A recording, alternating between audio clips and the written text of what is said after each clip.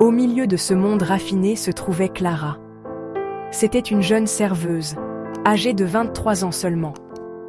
Ses mouvements étaient vifs et gracieux tandis qu'elle se faufilait entre les tables. Ses cheveux bruns étaient relevés en un chignon soigné, et son sourire était toujours chaleureux et sincère. Elle travaillait dur, ses yeux attentifs aux moindres besoins des clients. Clara rêvait d'ouvrir sa propre petite boulangerie un jour. Pour l'instant, ce restaurant était sa scène, et elle jouait son rôle avec dévouement. Elle aimait observer les vies qui se déroulaient sous ses yeux, comme des scènes d'un film qu'elle pouvait regarder chaque soir. Parmi les nombreux visages qui allaient et venaient, l'un d'eux devint une présence familière et réconfortante. Son nom était Madame Dubois, ou du moins, c'est le nom qu'elle utilisait pour ses réservations. C'était une femme d'un certain âge, toujours impeccablement vêtue de chemisier en soie élégant et de jupe tailleur. Elle avait des yeux bleus et bienveillants qui semblaient renfermer toute une vie d'histoire. Chaque mardi, sans exception, elle s'asseyait à la même table d'angle, celle qui donnait sur le jardin tranquille. Elle commandait toujours le bar avec un verre de Sancerre. Clara s'attardait à la table de Madame Dubois après avoir servi le plat principal. Tout est à votre goût, madame. C'est parfait, ma chère, comme toujours. Vous prenez si bien soin de moi. Ses yeux exprimaient une chaleur qui donnait à Clara le sentiment d'être considérée, non pas seulement comme une serveuse, mais comme une personne. Moi, c'est un plaisir. Vous semblez beaucoup apprécier ce restaurant. C'est un endroit magnifique. Il me rappelle une vie que j'ai connue autrefois, ou peut-être une vie que j'aurais aimé avoir. Clara décida de prendre son courage à deux mains. Ma vie est très différente. Je travaille ici tous les soirs. J'économise chaque euro que je peux. Je rêve d'ouvrir une petite boulangerie. Je veux faire des choses simples, des croissants chauds, des tartes aux pommes qui rendent les gens heureux. Madame Dubois écoutait avec une attention captivée.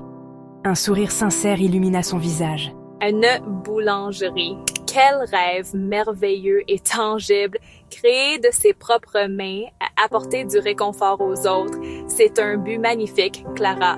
Le fossé entre leurs deux mondes sembla se réduire. Elle n'était plus seulement une cliente et une serveuse. Deux femmes, de générations différentes, de milieux différents, partageant un moment de connexion sincère. Leurs conversations hebdomadaires devinrent un rituel précieux pour Clara. Elle apprit que Madame Dubois aimait la musique classique, en particulier Chopin. Elle apprit qu'elle adorait se promener au jardin du Luxembourg lorsque les roses étaient en fleurs. Mais les détails de sa vie personnelle restaient un livre fermé. Quand Clara lui demanda si elle avait de la famille, « Oh, ma chère, à mon âge, on apprend à apprécier la paix de la solitude. » Clara ne pouvait s'empêcher de sentir qu'il y avait plus que cela.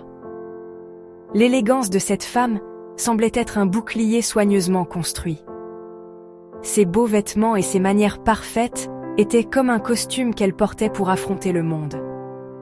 Parfois, quand elle pensait que personne ne la regardait, Clara surprenait une lueur de profonde tristesse dans ses yeux. C'était un chagrin profond, ancien, qu'un simple compliment ou un délicieux repas ne pouvait effacer. C'était le regard de quelqu'un qui avait perdu quelque chose, ou quelqu'un d'incroyablement précieux. Ça n'avait me rappelé quelqu'un que j'ai connu il y a longtemps. Elle avait votre même esprit, vos mêmes yeux brillants et pleins de rêves. Le compliment réchauffa le cœur de Clara, mais il épaissit aussi le mystère. Qui était cette personne de son passé? Une fille? Une amie? Une version plus jeune d'elle-même? La femme n'offrit jamais plus d'informations, laissant Clara dans l'expectative. Plus elle apprenait à la connaître, moins elle avait l'impression de la comprendre vraiment. Le mystère était comme un petit puzzle que Clara essayait de résoudre dans sa tête. Pourquoi venait-elle toujours seule? Pourquoi ce restaurant en particulier? Que cherchait-elle ou que fuyait-elle? Les collègues de Clara ne voyaient qu'une veuve riche et excentrique, mais Clara sentait que c'était autre chose. Un soir, alors que Clara débarrassait la table, elle remarqua quelque chose tombé du sac à main de Madame Dubois. C'était un petit objet en argent qui atterrit silencieusement sur l'épais tapis. Clara se pencha pour le ramasser.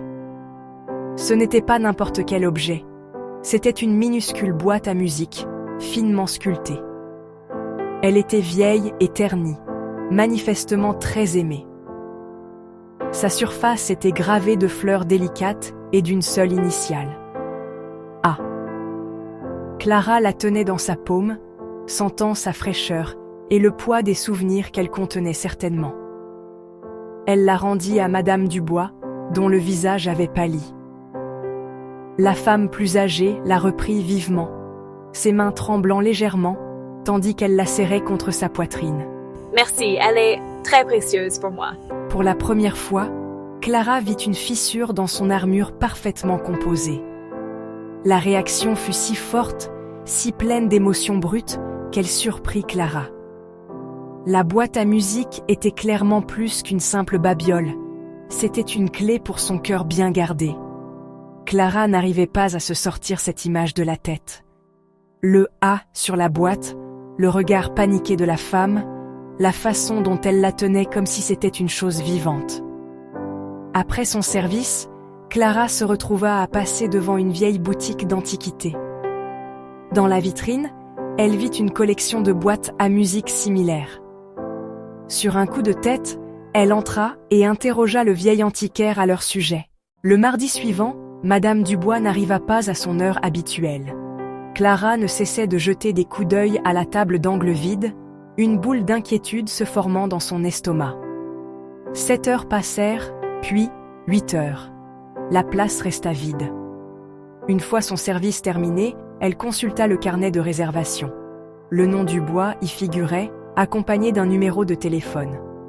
Cela ressemblait à une énorme intrusion dans sa vie privée, mais son inquiétude pour cette femme bienveillante l'emporta sur son hésitation.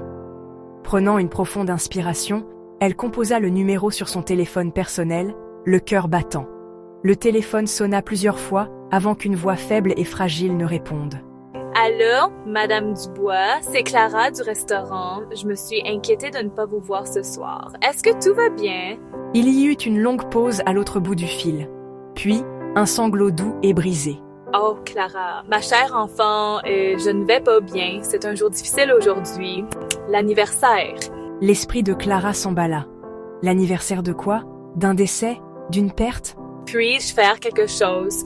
Puis-je vous apporter quelque chose? Elle se moquait du protocole ou de la frontière entre employés et clientes. Il s'agissait d'un être humain prenant soin d'un autre. Après un moment d'hésitation, la femme murmura son adresse. Un modeste appartement dans un quartier beaucoup moins glamour de la ville. En la notant, Clara sut qu'elle était sur le point de franchir un seuil. Elle n'était plus seulement la serveuse. Elle s'apprêtait à entrer dans la vraie vie de la mystérieuse Madame Dubois. Clara arriva devant un immeuble simple et propre. La femme qui ouvrit la porte n'était pas la Madame Dubois qu'elle connaissait. Elle portait une simple robe de chambre en coton, ses cheveux étaient défaits, et son visage était sans maquillage, révélant les ridules de l'âge et du chagrin. L'appartement était bien rangé mais empreint d'une immobilité, comme si le temps s'était arrêté il y a longtemps. La femme conduisit Clara dans un petit salon. Sur une petite table, entourée de bougies, se trouvait une unique photographie jaunie dans un cadre en argent.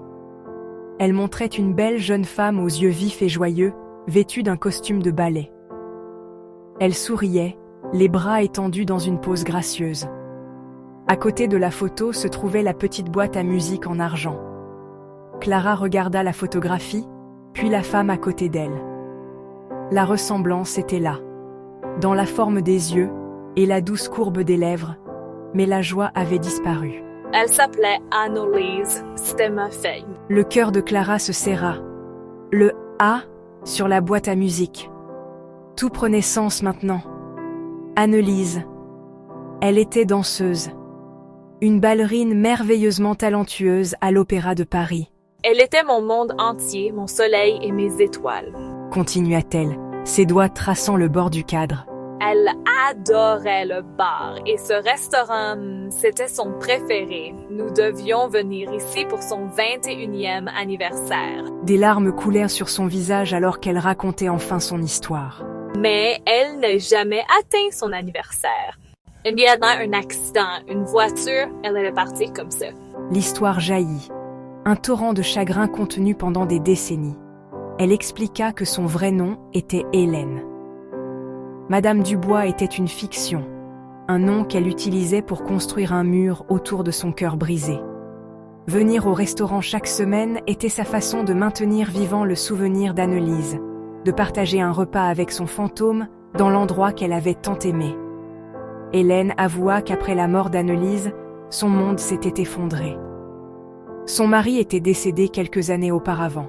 Sa fille était tout ce qui lui restait. Le chagrin était un poids physique qui écrasait son esprit. Elle vendit leur grande maison familiale, incapable de supporter les souvenirs dans chaque pièce. Elle emménagea dans ce petit appartement et se coupa du monde. Sa vie devint une veillée silencieuse et solitaire. Elle n'avait pas d'autre famille, et ses anciens amis s'éloignèrent peu à peu, ne sachant comment parler à une femme si consumée par le chagrin. Venir au restaurant était la seule chose que je faisais. Expliqua Hélène, essuyant ses larmes d'une main tremblante. Mettre mes beaux vêtements, mon maquillage, c'était comme enfiler une armure. Ça m'aidait à affronter le monde pendant quelques heures. Je prétendais être la femme élégante qu'Annelise aurait voulu que je sois. C'était une performance hebdomadaire, un hommage à son enfant perdu. À cette table d'angle, elle pouvait prétendre que sa fille était juste en retard, qu'elle allait franchir la porte d'une minute à l'autre. Clara resta avec Hélène pendant des heures. Elle lui prépara une tasse de thé et s'assit simplement avec elle, à l'écouter. Elle n'offrit pas de platitude vide de sens ni ne dit « je comprends », car elle savait qu'elle ne le pouvait pas. À la place, elle offrit sa présence, un soutien silencieux et solide. Pour la première fois depuis des décennies, Hélène sentit qu'elle n'était pas entièrement seule avec son chagrin. Elle avait partagé son plus lourd fardeau, et la personne avec qui elle l'avait partagé n'avait pas fui. Elle était restée. La compassion simple et humaine de Clara fut le plus puissant des remèdes. Alors que les premières lueurs de l'aube commençaient à filtrer par la fenêtre, Clara fit une suggestion. Hélène, votre fille n'aurait pas voulu que vous viviez comme ça. Elle aurait voulu que vous soyez heureuse. Hélène regarda la photo d'Annelise, son visage souriant figé dans le temps. Je ne sais pas comment, ça fait si longtemps. J'ai oublié comment vivre. Vous pouvez réapprendre, pas à pas. Laissez-moi vous aider. Mardi prochain, n'allez pas au restaurant. Laissez-moi plutôt venir ici. Nous pourrons cuisiner ensemble. Nous ferons du bar exactement comme Annelise l'aimait et nous parlerons d'elle. Nous célébrerons sa vie, pas seulement pleurer son absence. Une lueur de quelque chose de nouveau apparut dans les yeux d'Hélène. Ce n'était pas du bonheur, pas encore. Mais c'était une étincelle d'espoir, une minuscule fissure de lumière dans l'obscurité qui l'avait entourée si longtemps. Vous feriez ça pour moi? Bien sûr, c'est à ça que servent les amis. Le mot « ami » flottait dans l'air, beau et étrange. C'était la promesse d'un nouveau départ, une chance de sortir de l'ombre et de revenir dans le monde des vivants, guidée par la main d'une nouvelle amie improbable. Le mardi suivant, Clara arriva à l'appartement d'Hélène avec des sacs remplis d'ingrédients frais. Elles passèrent l'après-midi dans la cuisine, à couper des légumes, à partager des histoires. Hélène parla d'Annelise petite fille, de ses premiers chaussons de danse, de ses drôles d'habitudes. Elle riait à travers ses larmes, et pour la première fois, les souvenirs semblaient apporter plus de réconfort que de douleur. Clara, à son tour, en dit plus sur son rêve de boulangerie, et Hélène écoutait avec l'air attentif d'un fier mentor. Leur rendez-vous hebdomadaire devinrent une nouvelle tradition. Elles ne retournèrent jamais au Grand Véfour. À la place, elles exploraient la ville ensemble. Elles se promenèrent au jardin du Luxembourg, et Hélène montra les roses qu'Annelise avait aimées. Elles visitèrent des boulangeries, et Hélène, qui avait une connaissance surprenante des affaires, donna à Clara de précieux conseils pour sa future boutique. Lentement mais sûrement, la couleur revint dans le monde d'Hélène. Sa posture se redressa, son sourire devint plus fréquent et ses yeux se remirent à pétiller de vie. 1 an plus tard, par un beau matin de septembre, une nouvelle boulangerie ouvrit dans une charmante petite rue. Elle s'appelait chez Annelise. À l'intérieur, l'air était empli de l'odeur du pain chaud et des viennoiseries sucrées. Clara se tenait derrière le comptoir, son visage rayonnant de fierté. Dans un coin, assise à une petite table près de la fenêtre, se trouvait Hélène. Elle ne portait pas de chemisier en soie, mais un pull confortable et coloré. Elle sirotait un café, discutant joyeusement avec d'autres clients, sa présence étant une lumière chaude et constante dans la pièce. Clara a appris une leçon puissante d'Hélène. Elle a appris que derrière chaque visage se cache une histoire de joie, de douleur et de résilience. Elle a appris que l'élégance peut parfois être un bouclier, et que la vraie force se trouve dans la vulnérabilité. Mais surtout, elle a appris que l'amitié peut éclore dans les endroits les plus inattendus. Le soutien entre 2 femmes, une main tendue sans jugement, a le pouvoir de guérir les blessures les plus profondes et de construire un nouvel et bel avenir. Un petit acte de gentillesse à la fois.